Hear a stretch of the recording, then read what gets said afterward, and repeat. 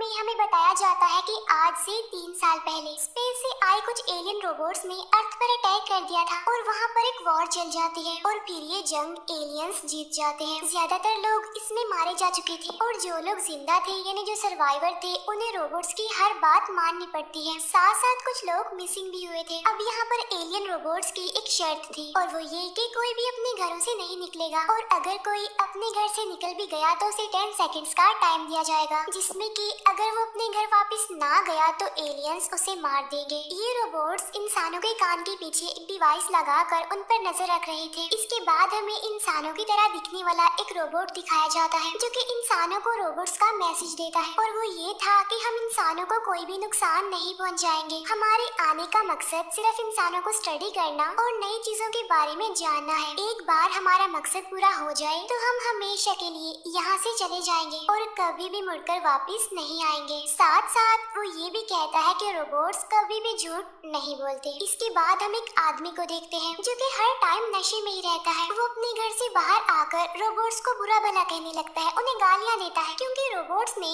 उसकी वाइफ को मार दिया था। तभी वहाँ एक रोबोट आकर उस आदमी को घर के अंदर जाने के लिए 10 सेकंड्स का टाइम देता है, लेकिन वो आदमी घर के अंदर जाने की बजाय रोबोट्स को और ज्यादा गालियाँ देने लगता है, जिस पर वो रोबोट उस आदमी को मार डालता है। तभी इस आदमी का बेटा रोते हुए वहाँ पर आता है। अब यहाँ पर रोबोट्स इस बच्चे को भी घर के अंदर जाने के लिए 10 सेकंड्स का टाइम देते हैं। ये सब कुछ वहाँ पर खड़ी एक लेडी और उसका बेटा शॉन भी देख रहे थे। वो दोनों चिल्लाकर उस बच्चे को घर के अंदर जाने का कहते हैं, लेकिन वो बच्चा उनकी बात नहीं मानता। और अब जैसे ही वो रोबोट्स उस बच्चे को मारने वाले होते हैं कि तभी स्माइट नाम का एक आदमी वहाँ पर आकर रोबोट्स को रोक देता है। असल में स्माइट रोबोट्स के लिए काम करता था, लेकिन इन रोबोट्स को उसने कैसे रोक लिया ये हम आगे जानेंगे। स्माइट उस बच्चे की जान बचा लेता है और वो उस लेडी को इस बच्चे का ख्याल रखने के लिए कहता है। इस पर वो लेडी स्माइट को थैंक्स कहती है। असल में स्माइट ने उस बच्चे को इसलिए भी बचाया था क्योंकि वो इस लेडी यानी शॉन की मदर को लाई करता था और उसे इम्प्रेस करने के लिए उसने ऐसा किया। उसी घर में हम शॉन के 2 फ्रेंड्स को भी देखते हैं जो दोनों सिबलिंग्स थे। उनमें लड़के का नाम निक था। ये दोनों भी नीचे आकर उनके साथ बैठ जाते हैं। जब स्माइट और शॉन की मदर बातें कर रहे थे तो निक स्माइट के बारे में बुरा भला कहने लगता है, जिसकी वजह से स्माइट वहाँ से चला जाता है। शॉन जो कि काफी टाइम से अपने फादर को ढूंढने की कोशिश कर रहा था। असल में शॉन के फादर इंसानों और रोबोट्स की फाइट के दौरान ही मिसिंग हो गए थे और अपने फादर को ढूंढने के लिए शॉन बहुत सारी बॉल्स को काट कर उसमें अपने फादर के स्केच और इंफॉर्मेशन को रखता है। ऐसा करने के बाद वो उन बॉल्स को काफी दूर दूर तक फेंकता है। उसमें शॉन ये भी राइट करता है कि अगर किसी को मेरे फादर के बारे में पता है तो वो मुझे रिप्लाई जरूर करे। इसके बाद टाइम ऐसे ही गुजरता रहता है और फिर हम देखते हैं कि शॉन, उसके फ्रेंड्स और वही बच्चा मिलकर प्ले स्टेशन को रिपेयर कर रहे होते हैं। तभी उनमें से शॉन के फ्रेंड निक को काफी जोर से इलेक्ट्रिक शॉक लगता है, जिसकी वजह से वो दूर जाकर गिरता है और जब निक की बहन उसे उठाती है तो वो देखती है कि निक के कान के पीछे जो डिवाइस लगी हुई है वो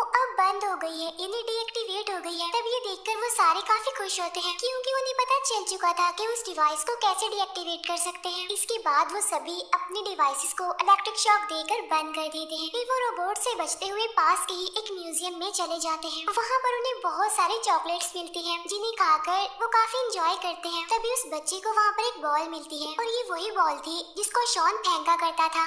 वो बच्चा इस बॉल को लाकर शॉन को दे देता है और जब शॉन उसे चेक करता है तो वो देखता है कि स्केच पर किसी का रिप्लाई आया है जिस पर लिखा हुआ था कि तुम्हारे फादर एक बहुत ही अच्छे इंसान है और अगर तुम उनके बारे में जानना चाहते हो कि वो जिंदा है या फिर नहीं तो तुम स्कूल जाओ, जहाँ पर तुम्हें सारी बात पता चल जाएगी कि आखिर तुम्हारे पापा कहाँ हैं। जिस पर शॉन डिसाइड करता है कि वो अपने फादर को ढूंढने के लिए स्कूल जाएगा और बाकी तीनों को वो घर जाने के लिए कहता है, जिस पर निक उसे कहता है कि हाँ यार जाओ तुम, हम तो घर जा रहे हैं। लेकिन निक की बहन शॉन को कहती है कि नहीं निक, हम तुम्हारे साथ ही जाएंगे। तभी सुनकर निक कहता है कि ना भाई, मुझे तो अपनी जिंदगी से बहुत प्यार है, मैं मरना नहीं चाहता अभी, तो इसीलिए मैं तो कहीं नहीं जा रहा हूँ। तब निक की बहन उसे समझाती है कि अगर शॉन के फादर की जगह हमारे फादर होते तो शॉन हमें कभी भी अकेला ना छोड़ता, तो तुम ही बताओ हम उसे कैसे अकेला छोड़ते। इसके बाद वो एक साथ स्कूल जाते हैं जहाँ पर एक बूढ़ा आदमी कुछ फाइल्स लेकर कहीं पर जा रहा था और अब ये लोग उस बूढ़े आदमी का पीछा करते हैं, जहाँ पर एक रूम में उन्हें बहुत सारी फाइल्स मिलती हैं और उन्हीं फाइल्स में शॉन अपने फादर की फाइल भी ढूंढने लगता है। शॉन देखता है कि उन फाइल्स में से बहुत से लोगों की फोटोज पर रेड क्रॉस लगा हुआ है, मतलब ये कि जिस फाइल पर क्रॉस का निशान लगा हुआ है वो मारे जा चुके हैं और जिस फाइल पर नहीं लगा हुआ डेफिनेटली वो लोग जिंदा है। काफी ढूंढने के बाद फाइनली शॉन को अपने फादर की फाइल मिल जाती है जिस पर रेड क्रॉस नहीं था। इट्स मीन वो जिंदा थे अभी। और जब शॉन ये चेक करने लगता है कि लास्ट टाइम उसके फादर को कहाँ देखा गया था, तो तभी एक एक करके उनके कान के पीछे लगी डिवाइस एक्टिवेट होने लगती है। तब बहुत सारे रोबोट्स उनको मारने के लिए आ जाते हैं। उसी टाइम स्माइक भी वहाँ पर आकर उन रोबोट्स को रोक देता है। बाद में वो उन सबको चेन से बांध देता है। अब यहाँ स्माइक शॉन से पूछता है कि इस डिवाइस को तुमने कैसे ऑफ किया, लेकिन यहाँ पर शॉन उसे कोई भी जवाब नहीं देता। तब स्माइक उसके डिवाइस को निकाल कर उसकी जगह ब्लैक डिवाइस लगा देता है। इसके बाद वो शॉन को एक स्कैन के लिए रेडी करता है। स्माइक बताता है कि स्कैन की मदद से तुम्हारे माइंड में जो कुछ भी चल रहा है मुझे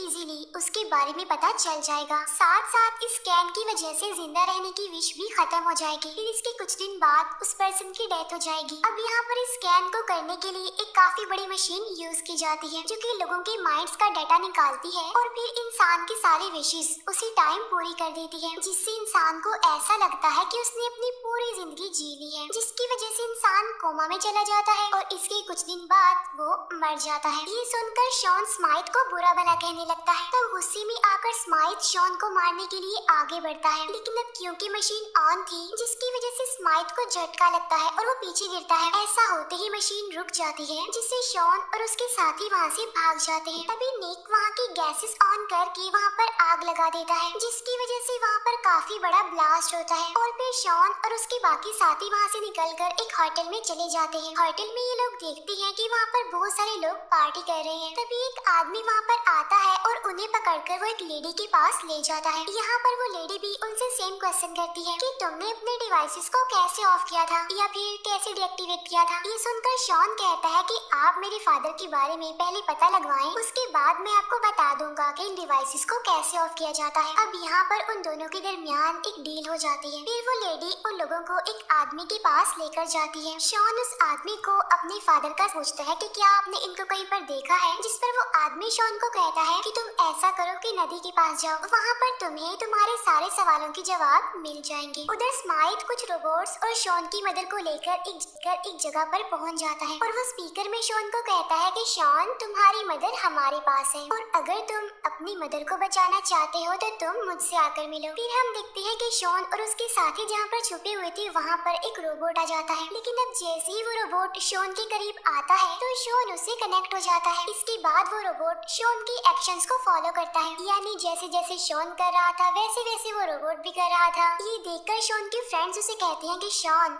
अब ये रोबोट तुम्हारे कंट्रोल में है, लेकिन सवाल ये है कि तुमने ऐसा कैसे किया। जिस पर शॉन कहता है कि शायद वो ब्लैक डिवाइस लगने की वजह से मैं इसे कंट्रोल कर पा रहा हूँ। शॉन ये भी कहता है कि मैं इस रोबोट की मदद से अपनी मदर को बचा लूंगा। इसके बाद ये लोग बचते बचाते उस लोकेशन पर पहुँच जाते हैं जहाँ स्माइट ने उन्हें बुलाया था। वहाँ पहुँचकर शॉन स्माइट को धमकी देता है कि तुम मेरी मदर को मेरे हवाले कर दो वरना मैं तुम सबको मार डालूंगा। इसीलिए स्माइट उसकी मदर को वहाँ पर ले आता है, लेकिन स्माइट शॉन को कहता है कि तुम जैसे ही अपना ध्यान इस रोबोट से हटाओगे तो ये तुम्हें मार देगा। जिस पर शॉन उसे कहता है ओह आई सी, बताने के लिए थैंक यू। इसके बाद वो उस रोबोट की बैटरी निकाल लेता है, जिसकी वजह से वो रोबोट डीएक्टिवेट हो जाता है। फिर ये सारे लोग शॉन के फादर को ढूंढने के लिए निकल जाते हैं। फिर हम देखते हैं स्माइट को जो कि एक मेडिएटर से मिलता है और वो उसे शॉन के बारे में सारी बात बता देता है। मेडिएटर यानी एक ऐसा रोबोट होता है जो इंसानों जैसा ही होता है। मेडिएटर स्माइट से कहता है कि मुझे शॉन जिंदा चाहिए और तुम जल्द से जल्द उसे वापस लाओ, और अगर तुमने ऐसा ना किया तो हम तुम्हें भी स्कैन कर देंगे, जिसका अंजाम तुम जानते ही हो। तब ये बात सुनकर स्माइट काफी डर जाता है और वो बहुत सारे रोबोट्स को अपने साथ लेकर शॉन के पीछे जाता है। असल में यहाँ मेडिएटर का काम सभी रोबोट्स को कंट्रोल करना था और यही था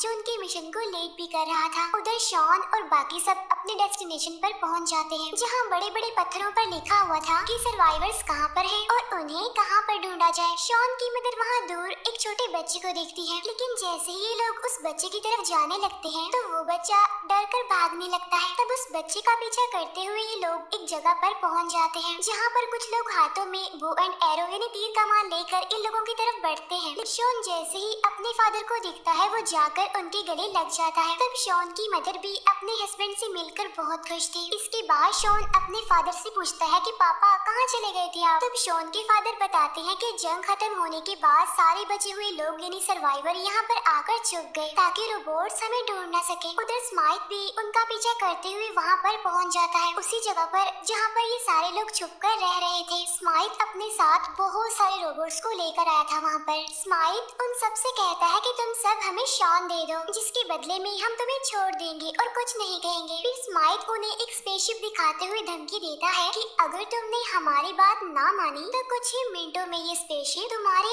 एरिया को लावा बना देगा, जिसमें तुम सब के सब मारे जाओगे। लेकिन शॉन एलियंस की मेन स्पेसशिप में जाकर उसे अपने कंट्रोल में कर लेता है। तभी ये देखकर वो मेडिएटर उसके पास आता है और वो शॉन को कहता है कि वाह बहुत खूब, और तुम हमारे साथ मिल जाओ, जिसके बदले हम तुम सबको छोड़ देंगे। लेकिन शॉन उसकी बात नहीं मानता और उस मेन स्पेसशिप को वो दूसरी स्पेसशिप से टकरा कर डिस्ट्रॉय कर देता है। इन दोनों स्पेसशिप के टकराने की वजह से वो मेडिएटर जमीन पर गिर जाता है, लेकिन शॉन एक रोबोट को कंट्रोल में करके इजीली जमीन पर आ जाता है। उन स्पेसशिप के डिस्ट्रॉय होते ही बहुत सारे रोबोट्स अपने आप से ही डीएक्टिवेट होने लगते हैं। इसके बाद शॉन मेडिएटर के पास जाता है और वो उस मेडिएटर को अपने कंट्रोल में करके जितने भी अर्थ पर यानी जमीन पर रोबोट्स थे उन सबको डीएक्टिवेट कर देता है, जिसके बाद वो मेडिएटर भी डीएक्टिवेट हो जाता है। लेकिन बंद होने से पहले वो मेडिएटर शॉन को कहता है कि अभी ये सब कुछ बंद नहीं हुआ और याद रखो कि हम दोबारा आएंगे। इसके बाद हम देखते हैं कि सारे रोबोट्स खत्म हो चुके हैं, जिसकी वजह से सारे लोग अपने अपने घरों से आकर सेलिब्रेशन करते हैं। अब यहाँ पर मैं आपको